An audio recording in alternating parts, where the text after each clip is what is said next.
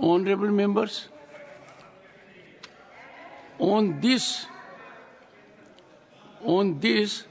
whether this House can reflect on the conduct of persons who are not members of this House, there is a detailed ruling given by the Chair. I will examine it in that perspective. It is on twofold situations.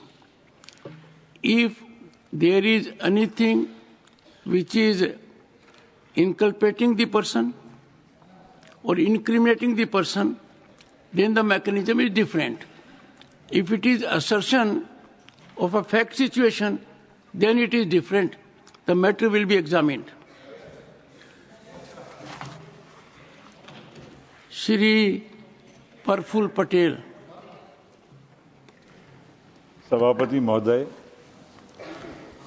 आज हम यहाँ पर त्रिभुवन सहकारी university bill 2025 इसको पारित करने के लिए चर्चा कर रहे हैं और मैं इस बिल का पूरे तरह से समर्थन करते हुए एक जानकारी आपके माध्यम से सदन को देना चाहता हूं और बड़े गर्व के साथ देना चाहता हूं कि त्रिभुवन दास पटेल जो इस Kheda district milk producers cooperative के संस्थापक रहे, हमारे पूर्वज भी वहीं से आते हैं जहां से त्रिभुवन दास जी ने शुरुआत की।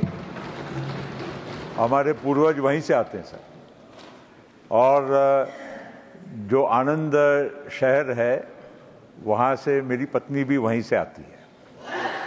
तो ये कहकर आपने बहुत आनंदित किया है। आनंदित किया क्योंकि उनके द्वारा आयोजित एक कार्यक्रम में मैं गया था तो उनका towering figure and you were only assisting. बिल्कुल बिल्कुल सर, आपके इलाके में गया था, अच्छा कार्यक्रम था।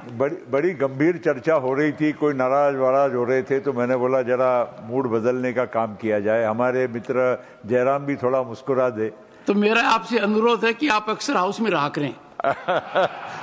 तो हाउस हमेशा प्रफुल्लित रहेगा।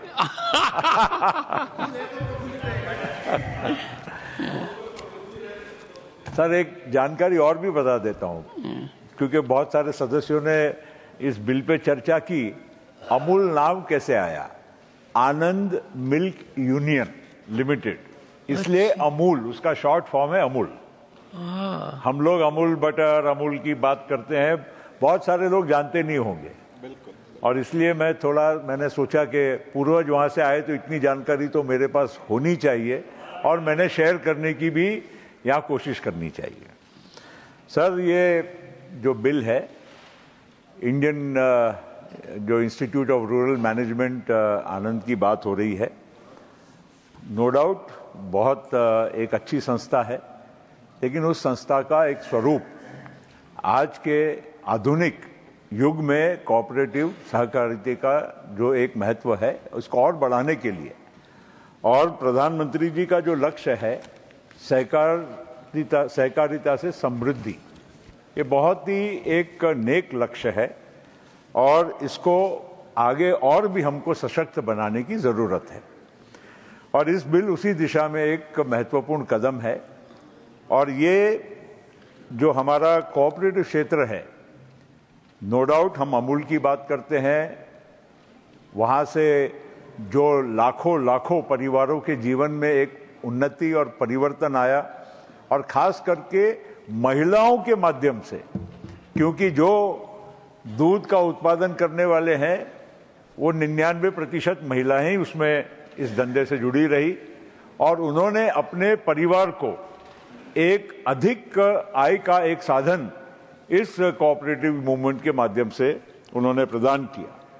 और त्रिभुवन दास जी पटेल की जो बात यहाँ हुई, नो डाउट वर्गीज कुरियन साहब का भी कोई योगदान की किसी ने कोई कम नहीं समझना चाहिए। लेकिन कोई अगर व्यक्ति, महान व्यक्ति, और वो भी स्वतंत्रता सेनानी, उसके बाद जिन्होंने सरदार वल्लभ भाई पटेल के आदेश पर यहाँ पर गुजरात में इतनी बड़ी कोऑपरेटिव मूवमेंट की शुरुआत की, अगर उनका नाम अगर इस यूनिवर्सिटी को दिया जाता है तो उसका सहर्ष सबने स्वागत करना चाहिए। और मैं ये बहुत गर्व के साथ कहना चाहता हूं कि ये जो एक कदम है लोगों को प्रेरित करेगा और लोगों को अच्छे काम करने के लिए प्रेरित करेगा। डॉक्टर वर्गीस कुरियन की बात जहां तक कुछ हमारे साथी कर रहे थे, नो डाउट उनके बारे में किसी के मन में भी कोई कति भर भी कोई प्रश्न चिन्ह होना नहीं चाहिए। उन्होंने बहुत इस देश के किसानों को और खास करके दूध उत्पादन के लिए बहुत बड़ा एक योगदान दिया। वो भी कहीं किसी को नजरअंदाज करने की जरूरत नहीं। मुझे लगता है कि हमारे राष्ट्र ने उनको कई बार सम्मानित किया है और अवश्य ऐसा कहीं ना कहीं मौका आएगा कि उनका और भी सम्मान किसी न किसी माध्यम से जरूर होगा।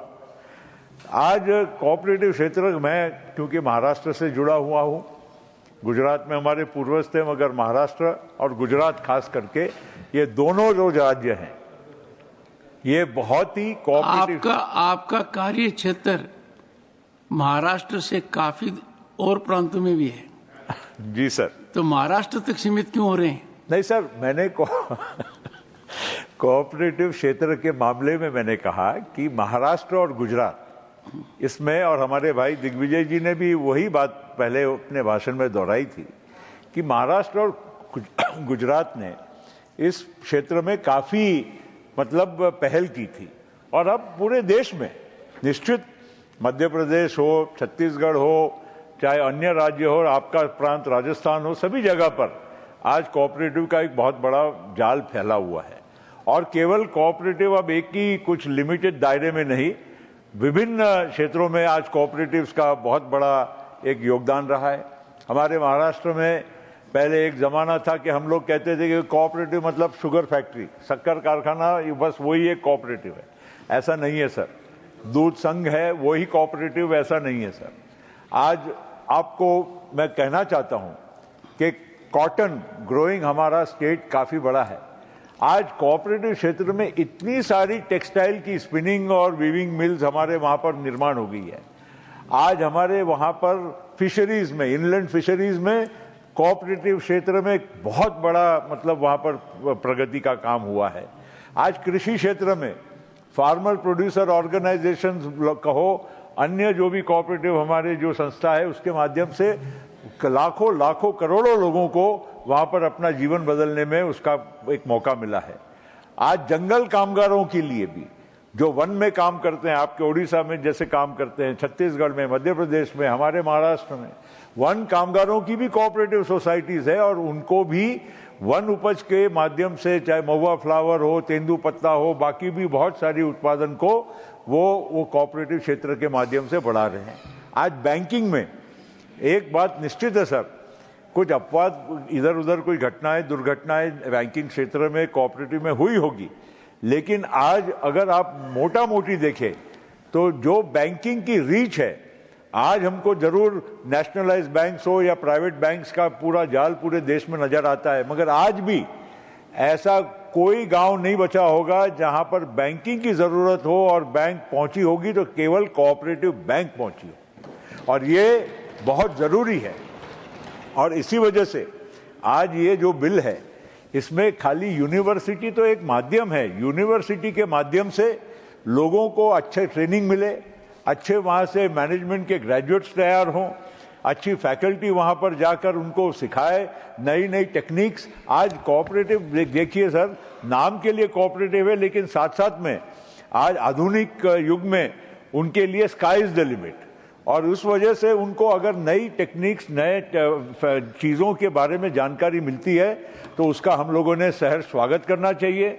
और इस वजह से ये जो बिल है कोऑपरेटिव क्षेत्र को एक सशक्त बनाने के लिए, हमारे देश में नई दिशा देने के लिए, नई पीढ़ी को, क्योंकि नई पीढ़ी साहब मैनेजमेंट में बाकी चीज़ों में चले जाते हैं, कोई फाइनेंस में जाएगा, कोई और कोई टेक्नोलॉजी के क्षेत्र में जाता है, लेकिन रूरल मैनेजमेंट के क्षेत्र में नए आज पीढ़ी को आकर्षित करने के लिए और इनका भी इसके माध्यम से अपने पैरों पर खड़े हो सकते हैं, अच्छी उनके भविष्य को बना सकते हैं, ये भी इस बिल का एक बहुत बड़ा माध्यम है। इस वजह से मैं इसको पूरी तरह से समर्थन करते हुए पुनश्च सरकार को भी बधाई दूंगा कि त्रिभुवन दास पटेल, त्रिभुवन काका जो उनको कहते हैं गुजरात में, हर व्यक्ति, हमारे नरहरि भाई भी, हम दोनों एक ही जिले के पूर्वज हमारे भी हैं, और नरहरि भाई को भी मालूम है कि पूरा गुजरात त्रिभुवन काका के नाम से त्रिभुवन दास पटेल के योगदान को बहुत महत्व देता है। इसलिए सरकार को बहुत बहुत बधाई देते हुए मैं इसका पुरजोर समर्थन करता हूं।